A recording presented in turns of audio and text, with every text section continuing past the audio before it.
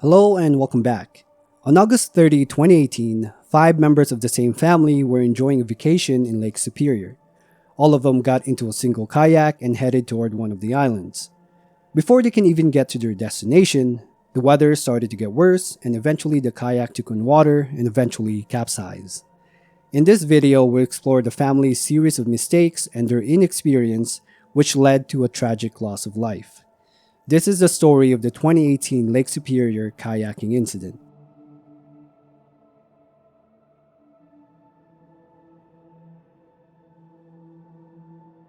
In August of 2018, the Fryman family set out on a week-long vacation to Madeline Island, a quiet getaway on Lake Superior, to celebrate the long Labor Day weekend. They had rented a house on the island where they planned to relax and spend time together until the holiday came to a close. The family included 39-year-old Cari Fryman, his wife Cari, who was 29 at the time, and their three children, 9-year-old Annalise, 5-year-old Kyra, and their youngest, 3-year-old Jansen. For the first couple of days, it was exactly the kind of trip you'd expect, a peaceful escape. The kids played outside near the house, ran along the beaches, and explored the island while their parents soaked in the slower pace. Madeline Island, with its quiet charm and views of Lake Superior, offered just the kind of break many families look for during the last days of summer. On August 30, a few days into their stay, Eric suggested they go kayaking as a family and explore the nearby Apostle Islands.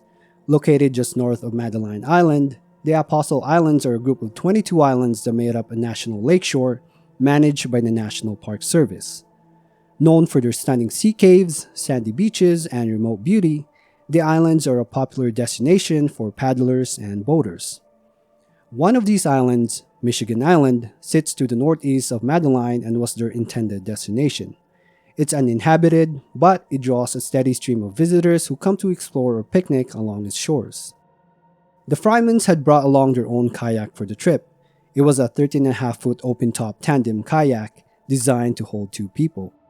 Tandem kayaks like the one they had can either be sit inside or sit on top models.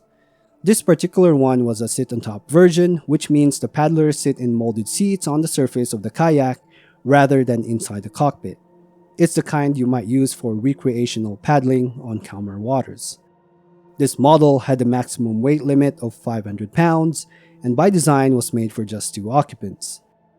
But on that day, the Frymans decided to fit all 5 of them into the same kayak.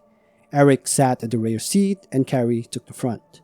Between them on the floor of the kayak, their 9-year-old daughter Annalise sat while holding her 3-year-old brother Jansen on her lap. Their 5-year-old daughter Kyra sat at the very front of the kayak in front of Cari. It's easy to imagine how it might have felt at that moment. The weather may have seemed calm enough, the destination not too far, and the idea of all going together, sharing the experience as a family, must have felt like the right choice. They probably didn't think they were doing anything risky. It might have just seemed like a fun family outing. But the kayak, though stable in ideal conditions, wasn't designed to carry that many people. Even if it stayed afloat initially, the extra weight would have made the vessel sit lower in the water, making it far more vulnerable to taking in water if the lake turned choppy. And Lake Superior, even on days that are calm, is known for changing quickly. Conditions can shift with little warning, and what seems like a manageable paddle can become much more dangerous within a short span of time. Lake Superior is the second largest freshwater lake in the world by surface area, and being out on it can feel less like paddling on the lake and more like being in the middle of the ocean. It's so vast that if you're positioned in the center, you wouldn't be able to see land in any direction. The sheer size of the lake also make it unpredictable. Weather can shift quickly, and what begins as a calm afternoon can turn into dangerous conditions in a matter of minutes. Even experienced kayakers respect the lake's reputation, knowing that even on a seemingly perfect day, the water can become treacherous. The Fryman family, unfortunately, were not experienced kayakers. That became clear in their decision to attempt the crossing with all 5 of them crammed into a single 2-person kayak. On a small calm lake, this might have just been an uncomfortable ride. But on Lake Superior, a body of water known for its winds, waves, and temperature drops, the risks were far greater. It's not entirely clear where on Madeline Island the family launched from, but the most direct route to the southern tip of Michigan Island is around 4 miles. That stretch of open water between the two islands is known locally for being tricky, even for seasoned paddlers. Strong winds funnel through the gap, and waves can build quickly, conditions that even experienced kayakers try to avoid. The Fryman set off from Madeline Island around 1 p.m. The skies were clear, and the temperature was about 75 degrees Fahrenheit or 23 degrees Celsius. On the surface, it looked like a beautiful day to be out on the water. But not long after leaving the shore, the family began having trouble. With one of the children seated at the very front of the kayak, the bow was dipping lower into the water. As they pushed farther into the lake, 3-foot waves made it difficult to keep the kayak steady. It was taking on water and becoming harder to control. Despite the growing challenges, they pressed on toward Michigan Island. For the next couple of hours, they continued paddling. From the inside, it might have looked like a family adventure, just 5 people enjoying the open lake, taking in the views, and sharing a unique experience. And in some ways, that's what it was. Despite the early difficulties, they were still enjoying each other's company, making memories and soaking in the moment. But beneath the surface, both literally and figuratively, things were starting to turn. Around 4 p.m., the weather began to change. The wind picked up and the waves grew larger. What had been a mild challenge earlier in the day was quickly becoming something much more serious. Then, a larger wave struck the side of the kayak, hitting it at just the wrong angle. The kayak rocked hard to one side. It didn't cause the kayak to capsize, but the jolt caused one of the children to panic and jump into the water. That sudden movement tipped the balance of the kayak and flipped. Now, all 5 members of the family were in the water. They tried to stay calm and work together to either right the kayak or climb back on, but the wind and waves made that nearly impossible. The boat was too unstable and the water too rough. With no one close to them to ask for help, they were now on their own. Thankfully, all 5 of them were wearing life jackets. That decision likely saved their lives in the first moments after the capsize. But they were only wearing light summer clothes, shorts, t-shirts, the kind of outfits you'd expect for a warm afternoon on vacation. What they weren't prepared for was staying in the water for an extended period of time. At that time of year, the surface temperature of Lake Superior was around 65 degrees Fahrenheit or about 18 degrees Celsius. That might not sound especially cold, especially on a warm day, but water pulls heat from the body far faster than air does. While a quick swim might have been tolerable, being immersed in water that cold for more than 30 minutes begins to take a toll. Hypothermia doesn't set in instantly, but after a few hours, the body starts losing its ability to function properly, especially for children. With no land nearby and no one else around them, the family was now facing a completely different reality from the one they started with just a few hours earlier. What began as a fun family paddle had now turned into a fight to stay afloat, stay warm, and hold on. Cari knew they were in trouble. The kayak was gone and they were stranded in open water. Her first instinct was to grab her phone and call 911, hoping that help could arrive before it was too late. But Lake Superior is known for its remoteness, and the reception that far out was poor at best. She managed to get a call through, but it dropped after just a few broken words, something about kayaking, before going completely silent. Realizing that the call hadn't gone through, she made the final attempt by texting her sister. The message was short, just 2 words, 911 and Michigan Island. It was a desperate move, but at that moment it was all she could do. Unfortunately, the message didn't go through either, at least not right away. So she waited, still clinging to the overturned kayak, hoping for some kind of response, some kind of sign that help was on the way. Meanwhile, Eric had made a difficult decision. After repeated attempts to flip the kayak back over or get the family out of the water had failed, he decided the best chance was to try and reach Michigan Island. It wasn't close, but it was the only nearby land. Cari would stay with the kayak and continue trying to call for help, while Eric would swim toward the island with the children. Annalise, the oldest, would swim on her own. Eric carried Jansen on his back and held on to Kyra as they made their way across the water, slowly fading out of Cari's sight.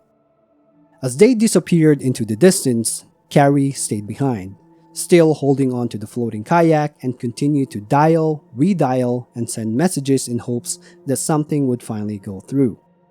Hours had passed and the sun began to fade away. As it got darker, the waves didn't calm down. In fact, they become even rougher. At some point during the early evening, a surge of water pulled Cari away from the kayak, separating her from the only thing keeping her somewhat stable. She was now alone in open water, in the dark, with no kayak, no land in sight, and no certainty that anyone knew where she was.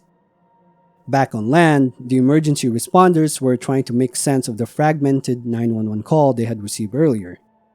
The Gugebic County Dispatch Office attempted to ping the location of the drop call and sent a police officer from La Pointe, the small town on Madeline Island, to the area. They searched the shores and nearby waters, but found no one. The initial ping had only given them a rough estimate, and by the time they arrived, the family had already drifted far from where the call had originated. By around 8 p.m., Cari had been in the water for over 4 hours. The warmth of the afternoon had long faded, and the cold was starting to take its toll. She was now suffering the effects of hypothermia, shivering, weak, and disoriented. Unknown to her, something miraculous had happened. The message she had sent to her sister hours ago had finally gone through. Her sister, alarmed by the cryptic text and unable to reach Cari, quickly called 911 and relayed the message. At 8:30 p.m., the call reached the Gugebic County Sheriff's Office, prompting a wider emergency response.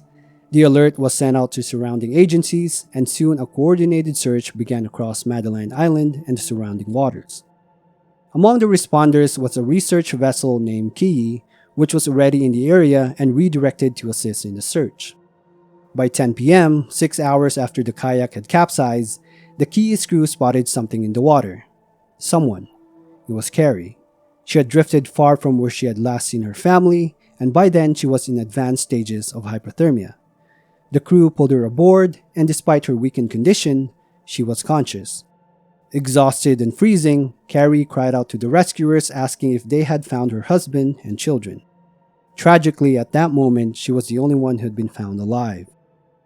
Just after midnight, the search crews found and recovered the bodies of Eric, Annalise, and Jansen.